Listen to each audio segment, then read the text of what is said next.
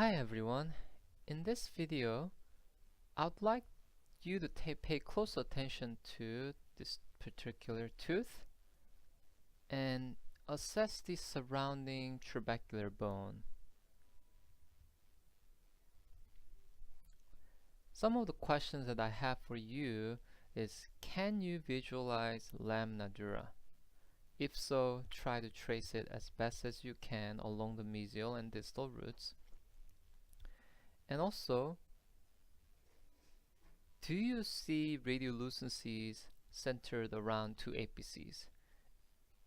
If you don't, that's okay, but if you think there are or there is, try to trace the border of the radiolucency as best as you can.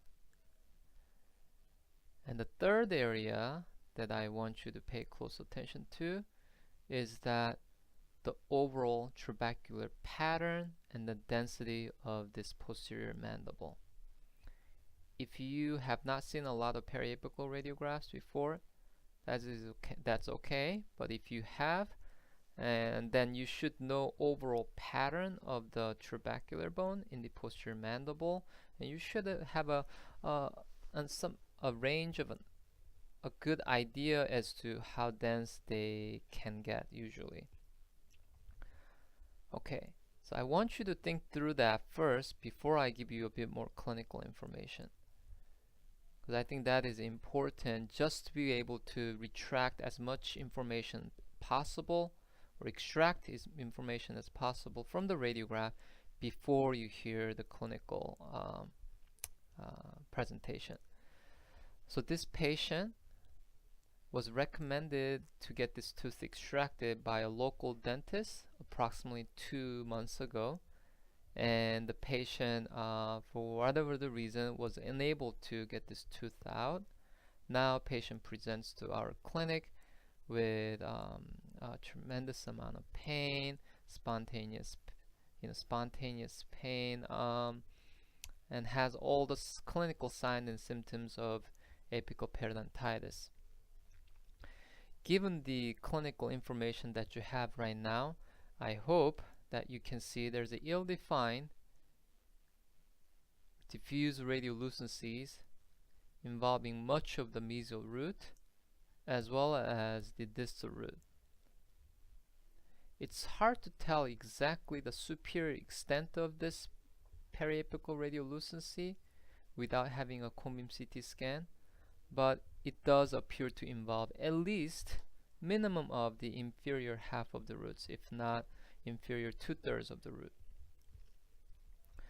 Presuming that it has started at the apex at this rate, if the patient were to go away for another 3 to 6 months and come back, I certainly wouldn't be surprised if this bone loss extends all the way to the crest, which at that point effectively becomes an endoperio lesion.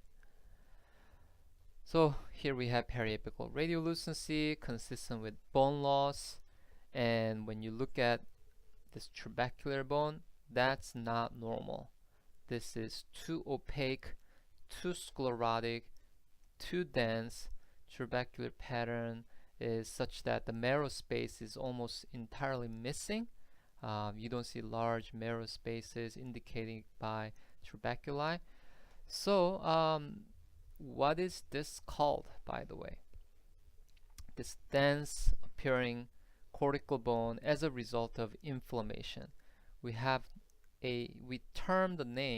coined the term to describe this type of dense opaque appearance on radiograph.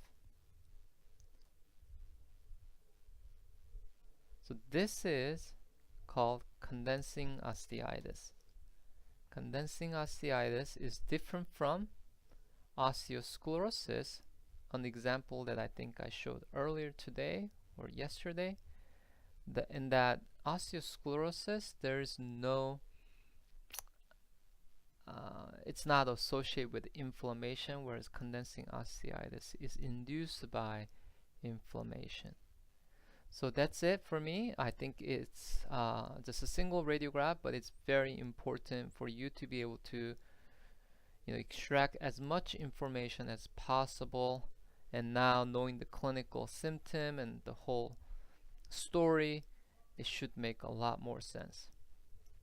Okay, thank you very much, and I'll see you in the next video. Bye.